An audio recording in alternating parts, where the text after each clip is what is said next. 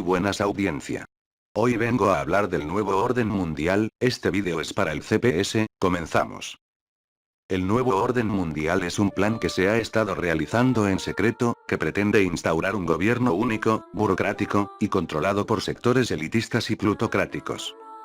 Esta expresión ha sido usada desde finales de la Primera Guerra Mundial, para hacer un llamado a la antecesora de la ONU, la Sociedad de las Naciones, a manos de Woodrow Wilson en los 14 puntos de ya dicho presidente.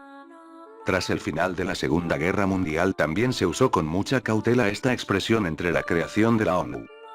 En enero de 1991, la revista The World Eye, un grupo de peritos examinaron las políticas exteriores que van surgiendo entre las superpotencias y el efecto que probablemente tengan en el nuevo orden mundial. El editor llegó a esta conclusión. La historia nos lleva a pensar que en el mejor de los tiempos se puede pasar muy fácilmente de la paz a la guerra. La cooperación internacional, particularmente entre las potencias principales, es crucial para una transición de éxito de la Guerra Fría a un nuevo orden mundial.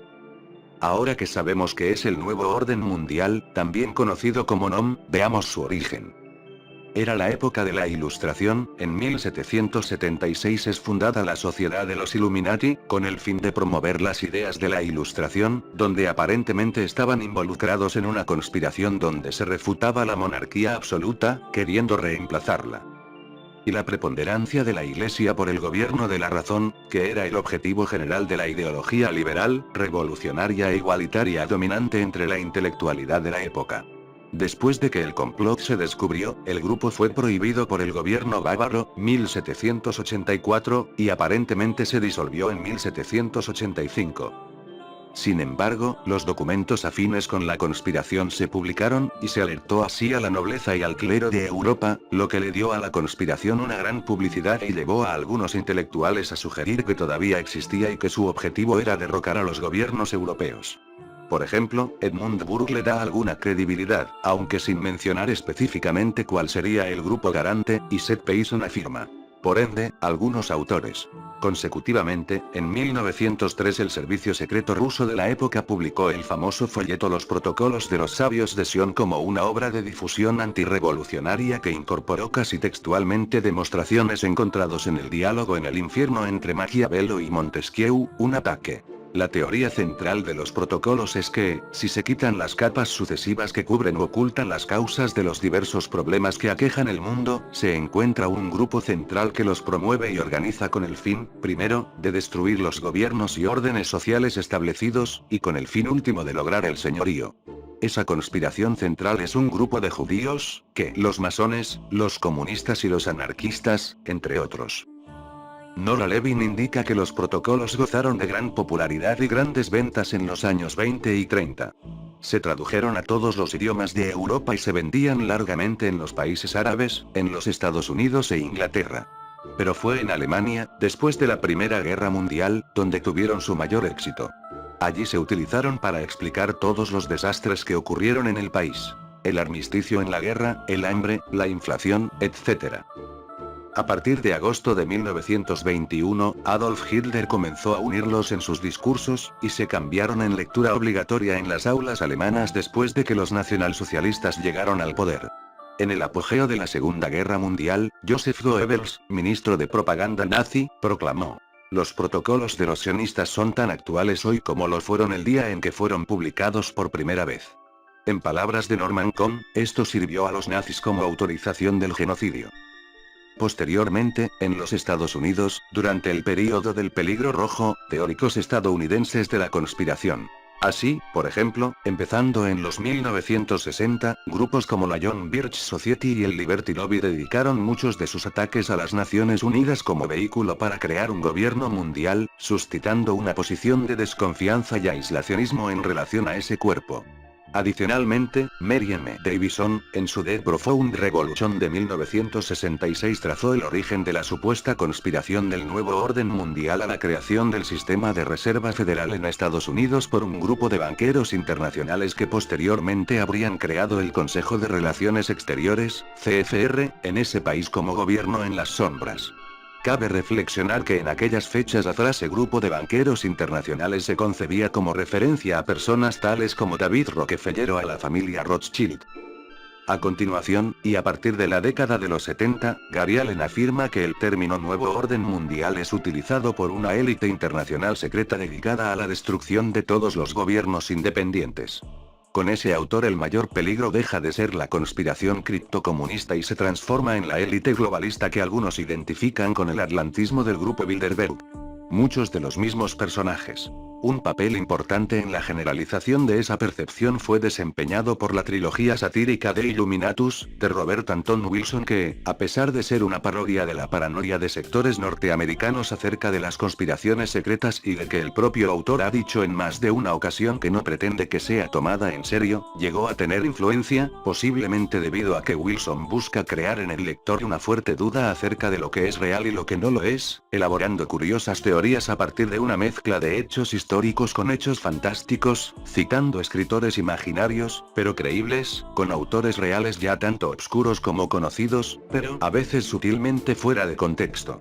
Por ejemplo, citas de Isaac Newton acerca de la alquimia y la Orden de la Rosacruz que necesitan cuidadosa examinación para determinar si son correctas y relevantes. Esta popularidad entre comillas de la teoría se acrecentó cuando, en 1990, poco después de la caída del telón de acero, a pesar de que esas referencias fueron vistas a nivel internacional como para establecer. Ahora bien, analicemos las especulaciones que se tienen. Para muchos, los conspiradores son simplemente ellos, un grupo amorfo que incluye a todos y a todo individuo u organismo percibido como poderoso. Así, los participantes en la conspiración podrían incluir capitalistas, comunistas, los judíos, Illuminati, la nobleza, los banqueros, los magnates, los plutócratas.